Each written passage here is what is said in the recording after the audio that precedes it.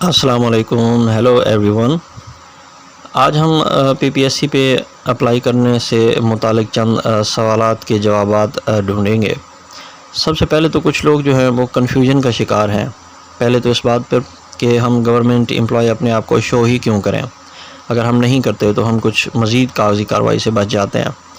उनके लिए मैं ये बात बताना चाहूँगा कि पीपीएससी ने अपनी वेबसाइट के ऊपर, अगर आप उनकी हिदायत को पढ़ें तो वाज़ेह ऐलान किया हुआ है कि अगर किसी भी मरहले पर आपकी फ़राहम करदा मालूमात गलत साबित होती हैं तो आपके ख़िलाफ़ कानूनी कार्रवाई की जाएगी।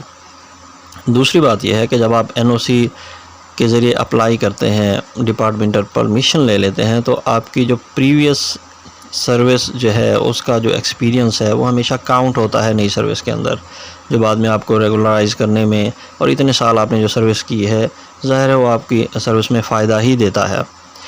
उसके बाद एक सवाल ये भी है कि जो एनओसी है वो किस तरह से लेते हैं। इस पे बहुत सारी वीडियोस बनाई जा चुकी हैं कि आपने किस तरह से एनओसी लेना है, और मेरे ख़्याल में उस पर तो बात करने की ज़रूरत नहीं है।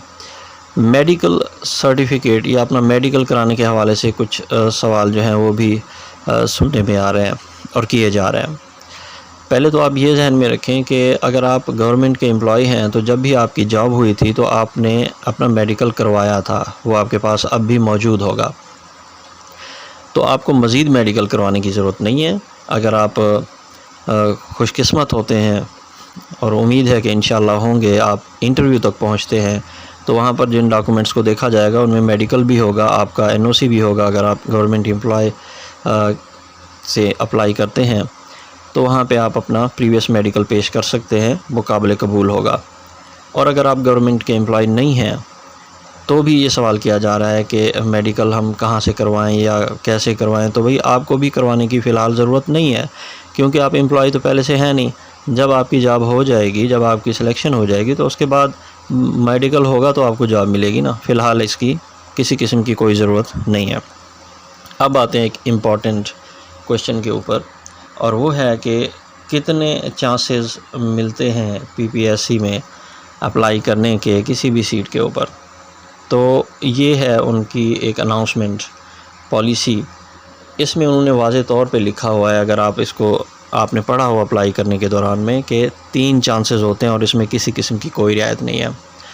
पहली बात तो आप ये जहन में रखें, 3 चांसेस का मतलब है कि आप डिफरेंट पोस्ट पे जब अप्लाई करते हैं, लेक्चरर पे कर रहे हैं, किसी और जगह अप्लाई करते हैं, तो हर सीट, हर सब्जेक्ट पे जब आप अप्लाई करेंगे तो उसके 3 चांसेस गिने जाएंगे। ऐसा नहीं होगा कि आपने 2 या 3 डिफरेंट 2 जगहों पे आपने अप्लाई किया है, 2 सीटों पे डिफरेंट कैटेगरीज़ में, तो वो आपके 2 चांसेस गिने जाएंगे। बल्कि आप फ़र्ज़ करें कि आप लेक्चररशिप में बायो की सीट पे अगर अप्लाई करते हैं तो बायो का एक बार आप कर चुके हैं और दूसरी बार करते हैं तो वो दूसरी बार गिना जाएगा। ऐसा नहीं होगा कि आप एक बार बायो पे भी कर रहे हैं और किसी और भी जगह पे कर रहे हैं पीपीएससी में, तो वो आपके 2 गिने जाएंगे। बल्कि स्पेसिफ़िक एक सब्जेक्ट में आपको 3 चांस मिलेंगे, किसी और में 3 चांस मिलेंगे, किसी और कैटेगरी में 3 चांस, इस तरह आप इसको देखेंगे। एज़ ए होल 3 नहीं होंगे। एक तो आप इसको ये समझ लें बात को। अब दूसरी बात यह है कि 3 चांसेस अगर आपको मिलते हैं, या चांसेस को लूज़ करने का क्या मतलब है। अगर आप रिटन टेस्ट में 40% उनके अगर पासिंग मार्क्स हैं, आप 40% लेते हैं या उससे ज़्यादा ले लेते हैं, उसके बाद आप इंटरव्यू में पहुंचते हैं और वहां पे भी आप क्लियर हो जाते हैं, सीट मिलना या ना मिलना और बात होती है। वो तो उनका एक तरीक़ेकार है कि वो एक सीट के ऊपर इंटरव्यू की कॉल, एक सीट के मुकाबले में 5 एप्लीकेंट जो होते हैं उनको बुलाते हैं, यानी एक सीट और 5 बंदे, ये रेशो होती है।